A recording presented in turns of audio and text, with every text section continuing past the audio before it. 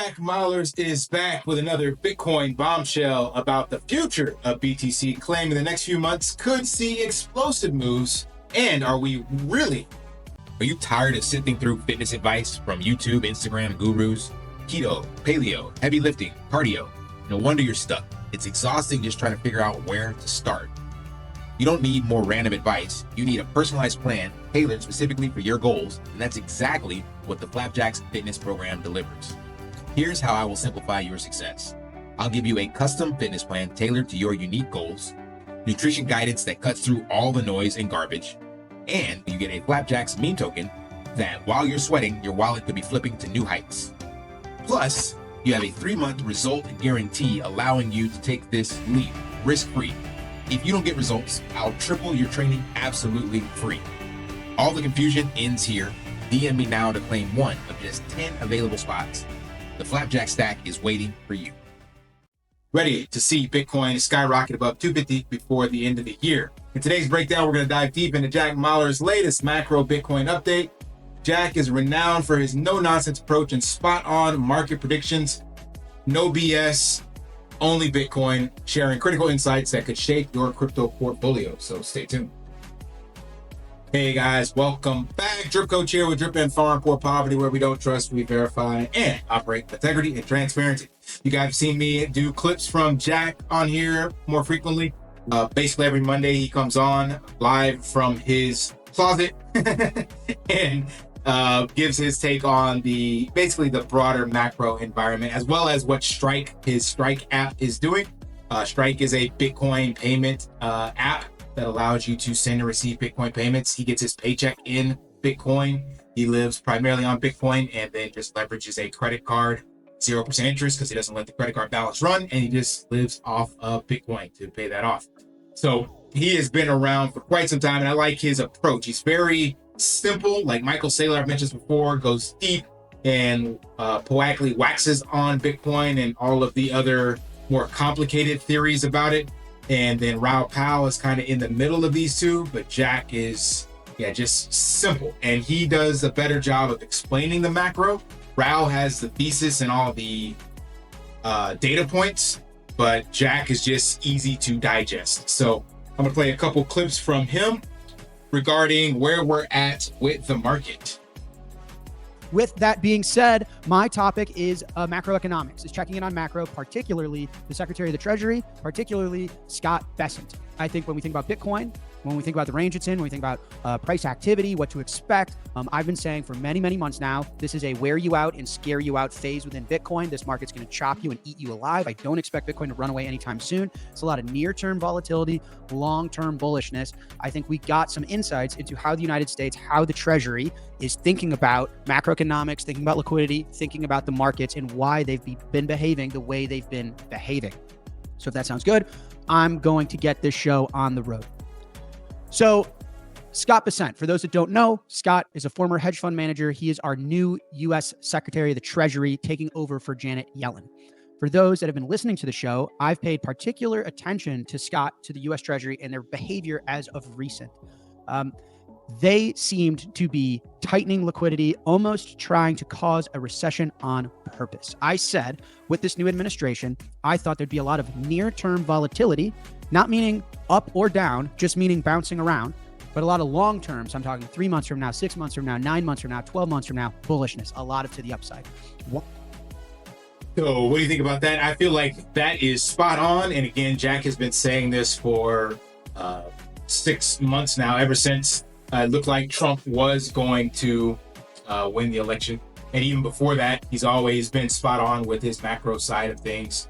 And that is exactly where I feel we are at. It's just short-term volatility. And one of his takes on this is that if you were to have just kind of taken a nap before the election and then jump back in here now, we're literally just in like a 10K range. So yeah, all of this felt bullish, felt amazing and all that stuff, but that was basically a bunch of just hype and the market reacting to what potentially could happen in the future. But here we are right before the election at 72. This is in October, and now we're at 83. So like 11K difference. That is nothing. Bitcoin will go up and down 11K. It did it before, what is this, June and July, right? So he's absolutely right. I feel like we're there, so we'll scare you out and wear you out for sure. Let's dive into his analysis as to what that actually means. Why do I think that? Why do I say that? Because Donald Trump campaigned on a weaker dollar. Donald Trump campaigned on reshoring production in the United States of America. I think what you're seeing globally is a lot of my country first. Okay, that's very inflationary. Let me explain. In order for a country to focus on itself, that means it wants to shore production of the stuff it consumes in its local economy. That means it wants to be competitive in exporting the things it's producing locally. That means by definition, it has to be inflationary because you're spending a lot of money locally producing stuff, and you're also needing to have a weaker local currency to be competitive in the export business. Okay. So Donald Trump had this big campaign of America first. We need to care about ourselves. We need to focus on the American. We need to focus on our economy. We need to focus on our own production. That's highly inflationary. That implies a weaker dollar. Okay. Now, the question is, how were we going to get there? Right? By the way, a weaker dollar, all of these things, inflationary tendencies is very good for Bitcoin. Bitcoin, I believe, always is the best expression of currency debasement. It's a put option on the existing system. It's long volatility. It's the best way to express that things are going to have to change. The current monetary regime we're in now isn't going to last. The dollar is going to go lower. Hard assets are going to reign supreme. A neutral reserve currency is where humans are destined to trade. That's, to me, what Bitcoin is. So this is very good for Bitcoin. The dollar is going to have to get weaker. And everyone around the world is starting to focus on themselves, their country first. Highly, highly, highly inflationary. And again, I feel that is spot on. And that's exactly where we are at and what we're seeing take place in real time.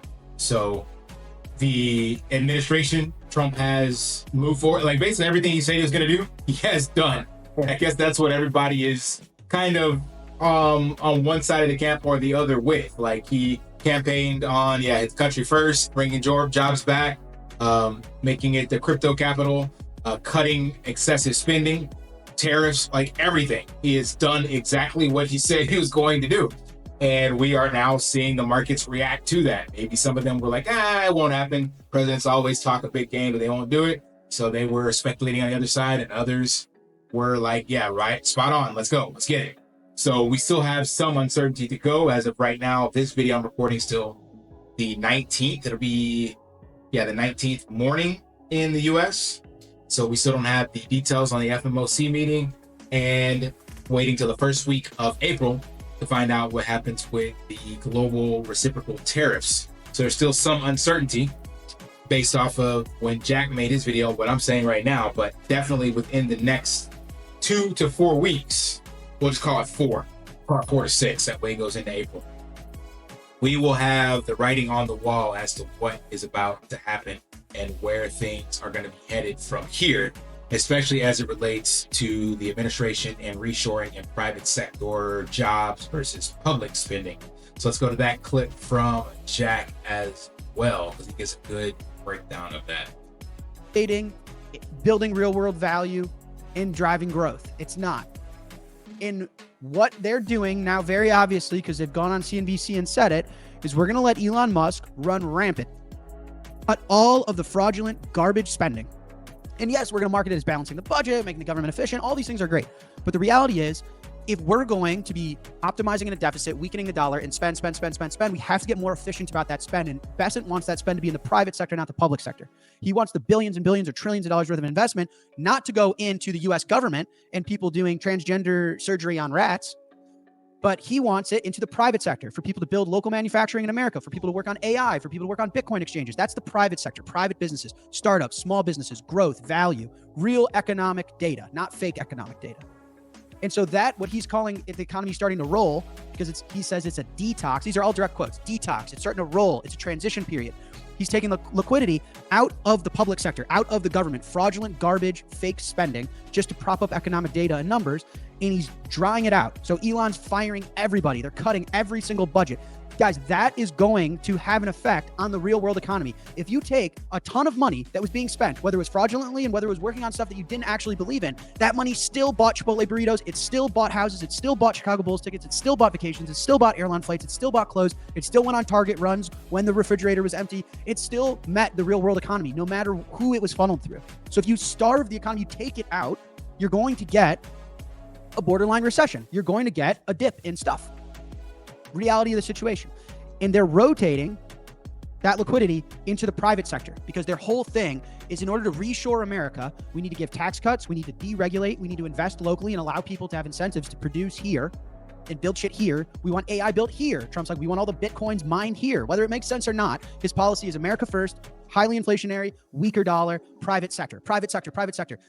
Unregulate, take away all the regulations, take away all the taxes, let the guys build. But in order for them to get there, they had to take the money out of the public sector.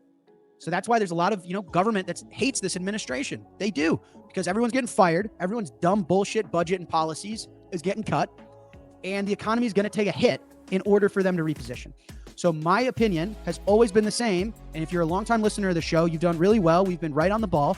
But now we're starting to get validation from the literal Treasury of the Secretary, which is he's saying, I know the economy is going to roll. I know we're going through a detox period. I'm literally rotating liquidity from the public sector to the private sector because we need growth. And we need real value, real investment, real productivity. That's not going to come from the public sector. Of 1/4 of our economic progress can't be from the United States government. They're not doing anything. They're not doing anything. Well, that really hit home for me because I never really had the same fundamental concept or ideas about that. But it makes perfect sense when you see it playing out in real time now. So, like you said, shifting things from the public to the private. So the government was spending 1/4 of our GDP on the public side. So yeah, that money went into things that we could see, but it was government spending on government stuff. And of course, we, different people, work in the government and collect those paychecks and spend those on other goods in the private as well as personal areas of our lives. And that still helps the economy, but that's not a way to be able to sustain itself. So naturally, cutting those things, pulling that out, that's, like you said, money, that liquidity is coming out of the system, and that is going to have a recessionary effect. So again, this all just gives me more conviction that I'm doing the right thing, kind of staying humble, stacking sats, focus on Bitcoin, and then seeing this as a great opportunity. Like, I didn't understand all of this fundamental demographic chess moves by the global TradFi side and governments in the last cycle. And I thought I could, as Max Kaiser said that you can't do, I thought I could gamble my way to wealth with betting on shitcoins. Well, I know that is not the way. And now understanding what Raoul Pal has said, that this entire industry within the next 10 years is going to 100 trillion. So all you have to do is stay in like the top 10 and you're going to get a 40x. We'll call it 30 to 35x from where it's at right now. Like, that's going to happen no matter what, because of some of the stuff that Jack is talking about and the way that the deficit works and the spending and all that stuff, and the fact that inflation is here and the dollar has no top, so therefore no bottom, so Bitcoin has no top. All that stuff ties into this number, as well as just technology adoption and all this other stuff. So everything is wrapped up into this. Everything makes this go forward. And as long as you have your bag in this, or the bulk of your bag in this, then you are going to make it out of this thing alive. Now, if you're gambling on some other shit, then you're probably gonna get wrecked, much like I did in the last cycle. So that's why now you can see over the last year and a half, roughly, I just regurgitate content from people that are making multiple millions more than me and have been in the game many more cycles than me, building businesses around this stuff, because they understand it, in my opinion, a lot better. And all I want to do is swim with the whales. So I will replicate what they do. Alex Hormozy has a business quote that says, replicate before you iterate. So if I haven't been making millions off of crypto from what the millionaires have already done, why the hell do I think I'm going to be smarter and come up with my own game plan that's going to make me a millionaire? Just doesn't make any sense. I could get lucky, of course, but that's gambling when I'd rather not take part in that. So let's go to his prediction, and then that'll be the last clip here, right about Chuck. Wear you out or scare you out time in Bitcoin. You got to stay humble. You got to breathe. You got to be productive in your life. You got to stack sats. I'm telling you, we're getting real validation from the Treasury on what they're doing. They're starving the market of liquidity because they're putting a necessary rotation on where that liquidity is going in order to get the weaker dollar, in order to get the growth. I mean, this is really exciting for Bitcoin and for business owners. I mean, listen, not to get political, for me, I'm stoked. They're talking about deregulating so that businesses can innovate. They're talking about lessening our taxes. They're talking about over-investing in the private sector to drive growth and innovation. There's a particular keen interest in Bitcoin. We have a strategic reserve. This administration wants businesses like mine to thrive, to innovate, to grow, to put America first. This is bullish for Bitcoin. This is bullish for America. It was always obvious, though, that there was no silver bullets when this administration took office. There's going to have to be short-term pain. It was always obvious that that short-term pain would be felt right away. Would you want these guys to put everyone through a borderline recession going into midterms or right now? So a lot of the same message, but now with added context and direct quotes from the U.S. Treasury. This market is going to try and wear you out. This market is going to try and scare you out. Don't bend, don't break. Get sleep, touch grass, be productive, make more than you consume, stack sats, stay humble. I think the second half of this year gets explosive. I think assets get explosive going into midterms. I still think we can end the year with a $250,000 Bitcoin. I think we're starting to feel out a bottom. Now, whether we actually go through, listen, when you put assets through what they're being put through right now, you might trip up a bank. You might trip up a hedge fund. You might trip up a major, well-known financial services firm. You might. You have no idea the stack of cards that gets collapsed when you send the S&P down 20%. You just don't. So do we get a mini financial crisis? Entirely possible. Could Bitcoin puke to 70K? Entirely possible. But my point is you're starting to see a little bit of a bottoming. Not this very day, but we've got actual tariff policy in 2 weeks. We've got Jerome Powell speaking again on Wednesday. Let's see what he has to say. Is he going to acknowledge the weaker economic data? Is he going to acknowledge that, hey, actually, now that you think about it, and if I spin it this way, that, and a third, inflation's not that bad? Let's hear what he has to say. Let's watch the 10-year. Let's see what tariffs. I would not be surprised if Bitcoin is at all-time highs May, June. That means over $110,000. And that. Boom, there you have it. So 250K by the end of the year and over 110 back to all-time highs by May. Now, of course, like you said, there could still be some downside volatility. I believe that is going to happen. I'm in the camp of saying we will see the mid-70s based off of where I'm putting the M2 at. That is just the one indicator I'm using. We may not, but right now, Bitcoin is definitely still struggling above that 86K level, which is good in my opinion, because again, it's filling the gap. So once we still bounce around here for, let's just say, another 4 to 6 weeks, then that is plenty of volume to allow it to rip.